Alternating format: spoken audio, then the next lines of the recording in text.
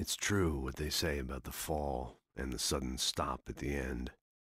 I'd lain here in the snow while the lurid chain of scenes that had led me here kept playing in my head, a rerun of my own private snuff movie, a memory of my corpse, alone at my own wake, thinking in metaphors again. The femme fatale was gone, only a sour taste remained of the kiss that killed me. This was a late goodbye. 13 years after I'd gotten my revenge, it had finally caught up with me. It had been a long time to bear the pain. My blood painted the snow red, a gruesome slushy, dissolved all the scattered painkillers and leisurely dripped down to the sewer, mingling with the bile of the city, becoming one with it. I can see them now, my wife and my baby. Honey, I'm home. In spite of its human mask, to describe the dark presence as intelligent would have implied human qualities on something decidedly inhuman. Nonetheless, it found the one spot in the diner that was dark enough. Some light spilled into the corridor, ravaging it. But it took the pain. Horrible as it was, the writer would soon fix that. He would be coming to the one place where it still had power. The kidnapper fired his gun one last time, and the shadow vanished into the darkness it had come from. See? Nothing to it, Wake. The thought of Alice in his hands was revolting. We stood on the wooden platform of Lover's Peak, the waterfall on the mountain behind us, the lights of the radio mast blinking red in the heights above. I fought with the urge to take a swing, force myself to speak. Let's cut the act now. Where's my wife? Alice looked through the viewfinder, lining up the shot. Cauldron Lake was breathtaking. Something caught her eye, a figure standing in the shadows behind the cabin, like a thin woman in a black dress. She lowered the camera and looked again. No one there, just a collection of bushes that looked vaguely human-shaped. She shook her head and laughed. Barry had never gotten along with Alice, but he knew Alan loved her with an almost frightening intensity. And now something had happened to Alice. And here was Al armed with a gun and saying things people got put in padded cells for. It was as if his friend had experienced a massive psychotic episode and was now totally disconnected from reality. It scared the shit out of Barry. The air in the visitor center was heavy with an awful smell, as if some rotten drowned thing had crawled up from its grave. Rusty kept coughing blood. My eyes were drawn to the twisted shape of his broken leg. The attack had been vicious. Max whined in his cage. Rusty's eyes were wild with fear and terror. He gasped.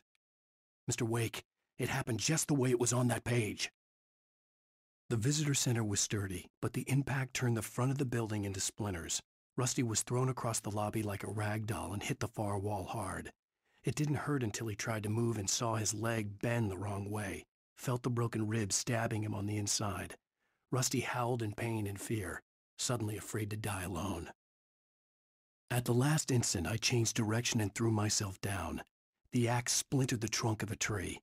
I stumbled into the pool of bright light. My lungs burned. I was too exhausted to move. I tensed as I waited for the killing blow, but it never came. I raised my head. Nothing moved in the darkness beyond.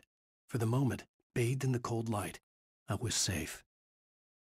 In that last instant of consciousness, Rusty thought about Rose. He was older than she was. Rose was barely out of her teens, but she made him feel young and forget what a train wreck his long-dead marriage had been. He still wore the ring. He'd been waiting for her to tell him to take it off. Now she never would. I turned the corner, afraid of what the flashlight's beam might reveal. Suddenly, a roughly painted symbol of a torch glowed in the light. Behind it, hidden by a rock, sat a battered metal trunk. It was here for a reason, packed with supplies, batteries, flares, ammo, things you need to make it through the darkness of the night. Something left behind by someone who knew what I knew, and more. Agent Nightingale didn't want to be in Bright Falls. These little communities revolted him, and he didn't like the trees or the coffee. He now knew that impossible horrors lurked behind the storefronts and smiles. He desperately wanted to turn the car around and just drive until he passed out or ran out of road and booze. But he had a job to do. He had a rider to catch, at any cost. On more than one occasion, Alice had tried to explain to me how it felt to be afraid of the dark, To her, darkness wasn't simply the absence of light, but something more tangible than that. It was something you could touch and feel. Worse than that, it was something with a mind of its own, something malicious and malign. For her, things changed when they were wrapped in darkness. They turned into something else, something foreign. And nothing was safe or innocent anymore. I'd never really understood what she meant, until now. The night had been one desperate situation after another. I was exhausted, and my body felt as though it had been chewed up and spat out. The flashlight was heavy in my hand, and each pull of the trigger sent a painful shock up my arm. But I was finally out of the woods, and things were looking up. That's when I heard the chainsaw. When Barry saw the darkness attack the visitor center, it made him a believer. The men Al said he'd shot, they hadn't been just locals on crank. Somehow the world had changed, like the channel had been switched without warning. You think you're watching a sitcom, and you're really watching a horror show. When the birds started attacking the cabin, Barry wasn't surprised, just terrified. The FBI agent's command froze me in place. I considered surrender. It was all falling apart anyway. I could give in, let someone else deal with it. But it felt all wrong. Call it instinct, his posture, the way he held the gun. He was no friend. Shots ringing in my ears, I leaped for the hole in the fence and stumbled into the darkness beyond.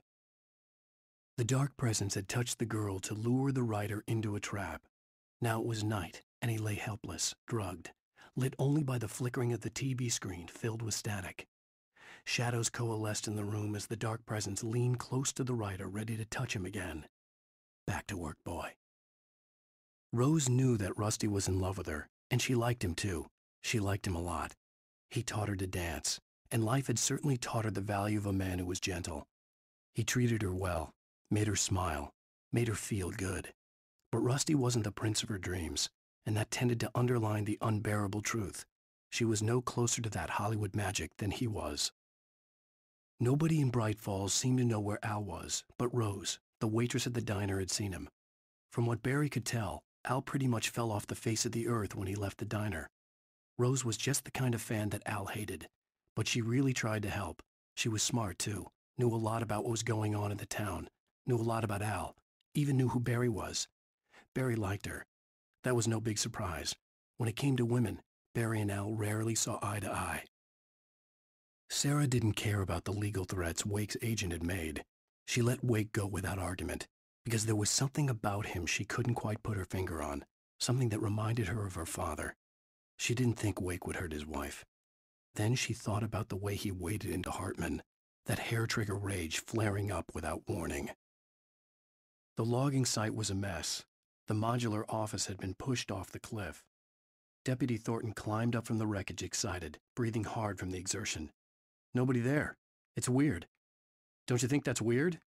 Bored, Mulligan let out a mighty snort. Hell, it's always weird, Thornton. Just a question of sorting out what kind of weird it is this time around.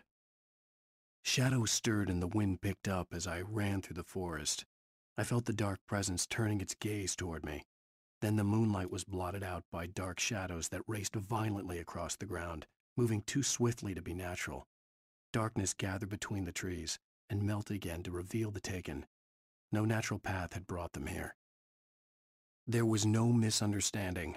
Cauldron Lake was where Alice and I had stayed, but there was no cabin and no island. I was missing a week. What had happened to me? What had happened to Alice? I had to get her back. I couldn't face life without her.